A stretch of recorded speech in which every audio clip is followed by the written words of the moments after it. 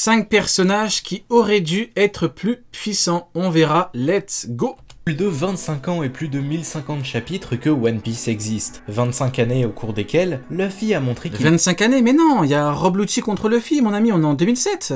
Pourquoi tu dis 25 ans? N'importe quoi. était meilleur que tous. Comment ça, 25 ans, mon ami? T'as le CP9 là, contre la Mugiwara. Ses adversaires... T'as pas vu le dernier chapitre? Sur bien des points, que ce soit la détermination ou la force brute, il est certain que c'est lui qui surpassera un jour le précédent roi des pirates. Je trouve malgré tout que certains combats auraient dû être plus serrés, ou auraient même dû avoir lieu plus tard dans l'aventure, tant la différence de niveau aurait dû être importante. Luffy grandit et affronte des adversaires de plus en plus forts. Cependant... De plus en plus fort, effectivement. C'est pour ça que dans le dernier chapitre, il affronte le grand Rob Lucci, la véritable créature la plus forte au monde. Non, j'arrête, je rigole. Je rigole. On retrouve parfois des personnages qu'il a affrontés au début de l'histoire en apprenant qu'ils sont en réalité très forts et qu'ils ont l'étoffe de très grands pirates. C'est de ça dont j'ai envie de parler aujourd'hui. J'ai envie de faire une rapide liste des personnages qui auraient dû être... Personnages qui auraient dû être plus puissants. Alors, c'est simple. Mihawk, niveau au-dessus de Shanks. Donc sur Marineford, il aurait dû battre tout le monde. Crocodile, prime 2 milliards, donc niveau Barbe Noire Yonko, il aurait dû battre tout le monde également sur Marineford, dont probablement Barbe Blanche parce qu'elle était malade. Et puis voilà, c'est déjà pas mal ces deux persos. Plus fort que ce qu'Oda nous a montré, que ce soit à cause de leur histoire, de leur pouvoir ou même de leurs objectifs. Si la vidéo vous plaît, n'hésitez pas à vous abonner, c'est très important si vous voulez soutenir la chaîne. Vous pouvez aussi mettre un pouce bleu et dites-moi quel personnage de One Piece vous a déçu à cause de sa puissance, je serais très curieux de lire tout ça. Il y a des persos, vous, qui vous ont déçu de par leur puissance? Moi, honnêtement, non.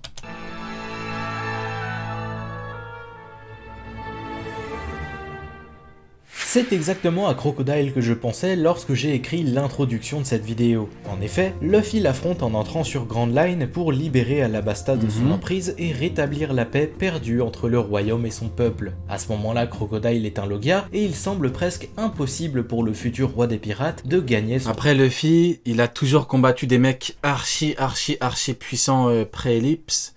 Et Crocodile, ça restera une espèce d'exception à la règle vis-à-vis du niveau. Et encore, hein, quand tu regardes Ener, normalement, Ener, Luffy n'aurait pas pu le battre, mais Luffy est un génie en combat, et il l'a battu avec une stratégie incroyable. Hein. Et puis, Crocodile, en vrai, Espada, je dessèche tout. Ce qu'il a fait sur Alabasta, c'est ce qu'il a fait en vrai sur Impel Down.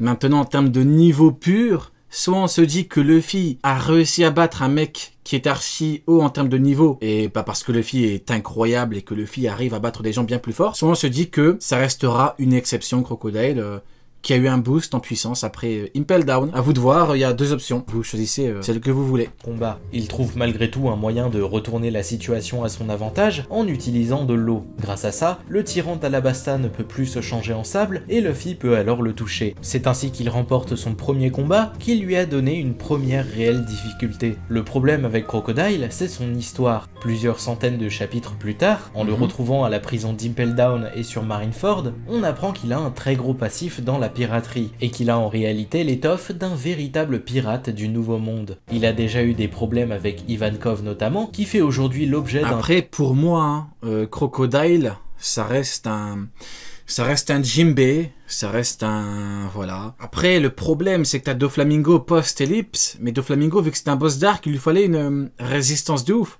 Et puis de toute façon, en guerre 4, Luffy lui a roulé dessus. Un lourd secret dont... Pour moi, on peut se dire qu'il a eu un petit boost après, parce que l'auteur le voulait absolument pour Marineford. Il semble avoir honte. Mais surtout, il a déjà eu des confrontations avec Barbe Blanche, à tel point qu'il est prêt à tout pour sortir de sa cellule et tenter de le faire tomber. Avec ce passif et tant d'années à côtoyer les plus grands acteurs de ce monde, Crocodile n'aurait selon moi... Après voilà, là, on a l'exemple parfait. T'as Crocodile qui a combattu contre Barbe Blanche. On sait très bien que voilà, Barbe Blanche...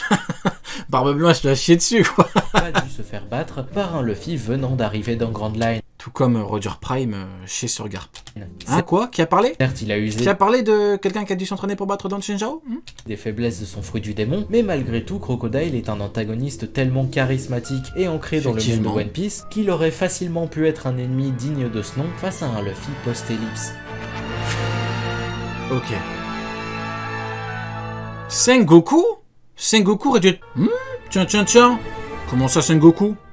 Je me demande si Sengoku n'aurait pas pu avoir un peu plus d'impact durant la guerre de Marineford. Non, c'est juste que Sengoku est une fraude. En fait, même si à ce moment son rôle n'était pas au combat, mais en tant que chef et stratège de la Moi, je te garantis que c'était juste une fraude, Sengoku. défense du QG, ça aurait été un peu plus intéressant qu'il prenne réellement part au combat. En effet, l'ancien ami... Bon, là, il a pas tort. Il aurait pu combattre contre Barbe Blanche à 2 contre 1 comme Garp et Sengoku contre Shiki. Oh, comme c'est étrange. À chaque fois qu'un combat haut niveau, à chaque fois, c'est à 2 contre 1. Toujours Garp et Sengoku. Mais malheureusement, ça aurait été gênant avec la crise de cœur, on l'a vu. Hein. Amiral en chef... Ça aurait été extrêmement gênant. Garp et Sengoku qui combattent Barbe Blanche. Et Barbe Blanche qui est vieux comme eux. Parce qu'on parle de Barbe Blanche vieux. Qui fait une crise cardiaque. Et les deux qui l'attaquent pendant une crise cardiaque. Ce serait extrêmement gênant. C'est une tâche, une sale tâche que l'auteur a attribuée à Akainu.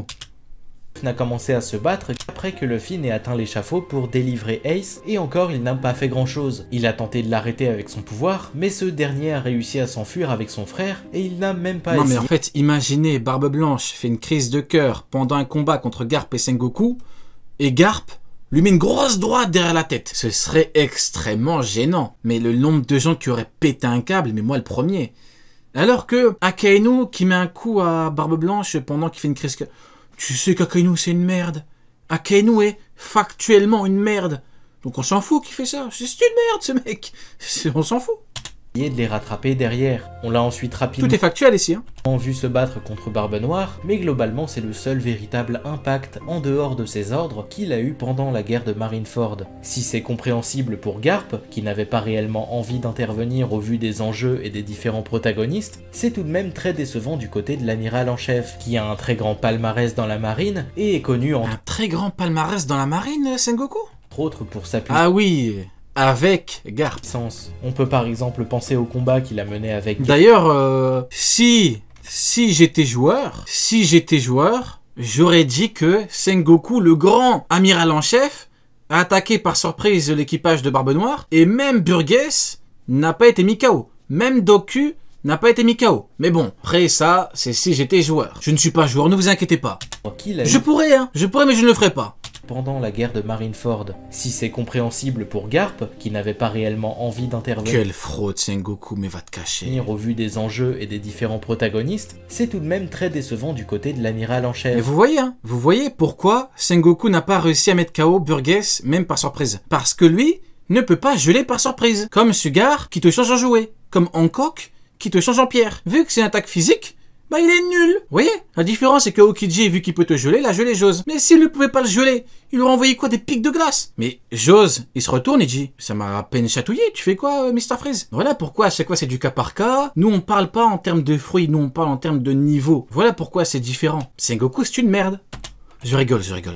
Qui a un très grand palmarès dans la marine et est connu entre autres pour sa puissance. On peut par Je exemple plaisante. penser au combat qu'il a mené avec Garp contre Shiki et au fait qu'il soit resté amiral en chef un long moment sans que personne ne soit en mesure de prendre sa place avant qu'il ne parte de lui-même. Je pense donc que sa puissance n'est pas à remettre en cause. Sengoku est un personnage très fort et aurait pu être beaucoup plus utile pendant la guerre de Marineford Non, en pour vrai, c'est un bon amiral, Sengoku. C'est un bon niveau amiral. au moins C'est très essayer bien. d'empêcher Luffy d'approcher comme l'ont pu le faire les amiraux ou les grands corsaires qu'il a rencontrés sur sa Ah, il y aura route. peut-être Je trouve Mihawk ça dans la dommage vidéo, qu'un hein. personnage comme Il y lui aura n'ait peut-être pas pu Mihawk. intervenir. Marineford signe la fin de l'ère de Barbe Blanche et par conséquent l'ère à laquelle Vous ne me ferez pas dire que si on a vu un Garp contre Sengoku ou contre Barbe Blanche, ça aurait été incroyable. l'ex-amiral en chef Enfin, vous ne me ferez pas dire que ça n'aurait pas été incroyable plutôt. appartenait. Aujourd'hui, on peut être quasiment sûr qu'on ne le reverra plus prendre part à un combat important. Oui, il est Il y a finito. donc très peu de chances qu'on sache un jour Il est de quoi finito, il est Sengoku. réellement capable.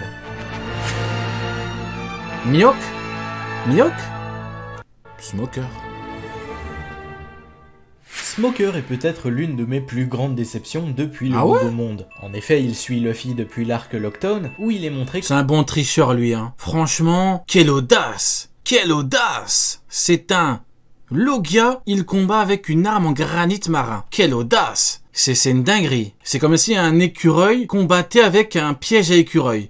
Vous voyez un petit peu la logique? C'est quelle audace, hein. comme un marine prêt à tout pour C'est faire très régner grave. la justice, mais surtout comme un adversaire que Luffy Raconte-moi un écureuil qui combat avec un piège à écureuil. ne peut tout simplement pas vaincre. On le retrouve sur Alabasta, où lui et Tashigi changent un peu leur vision des choses, notamment en comprenant les efforts que l'équipage de Luffy a fait et les causes qu'ils ont pu défendre. Pour autant, leur but est toujours de les capturer, et à la suite de la guerre de Marineford, ils demandent même à être mutés dans les rangs du G5 pour pouvoir le suivre dans le Nouveau Monde. Malheureusement, c'est à ce moment-là que Smoker et Tashigi m'ont déçu, et en ont déçu plus d'un. Puisque c'est en arrivant sur Punk Hazard, à un moment où tout le monde s'était entraîné Mais pendant... c'est ça que j'aime bien avec l'auteur. C'est que avec Smoker par exemple, tout le monde, du coup dont lui, se sont dit ouais mais Smoker il a évolué, il est devenu trop fort, il va faire des trucs de ouf. Et non, il a perdu. C'est ça qui est incroyable. 2 ans, et avait tout Parce que l'auteur il est cohérent en termes de rapport de force. C'est très bien que... Non, je vais pas mal parler des Smokers, on va pas non plus mal parler de tous les mecs de la marine. développé Allez, de nouvelles allez. aptitudes que le chasseur blanc et son bras droit subissent un En plus c'est trop classe son nom, chasseur blanc. nombre incalculable de défaites, entre Tashigi qui montre une réelle volonté de se battre et de protéger ses soldats mais qui ne propose pas grand chose derrière, et Smoker qui ne représente plus du tout une menace pour tous les utilisateurs de Haki. Ils n'ont pas eu de véritable power-up et Voilà, un vice-amiral contre un Shishibukai. Rapport de force parfaitement respecté. Parfaitement. sont surclassés par tous les il a adversaires perdu. qu'ils tentent d'affronter. Et Ils après, sont à la qui arrête le Shishibukai? Un amiral. Rapport de force parfaitement respecté. Tout est dans le manga. Il y a tout. Il y a tout. poursuite des chapeaux de paille depuis le début de l'histoire. Regardez.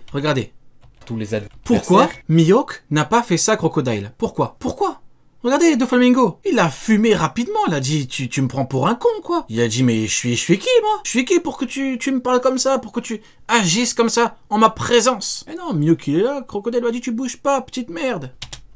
Qu'ils tentent Petite crotte de pigeon, tu bouges pas.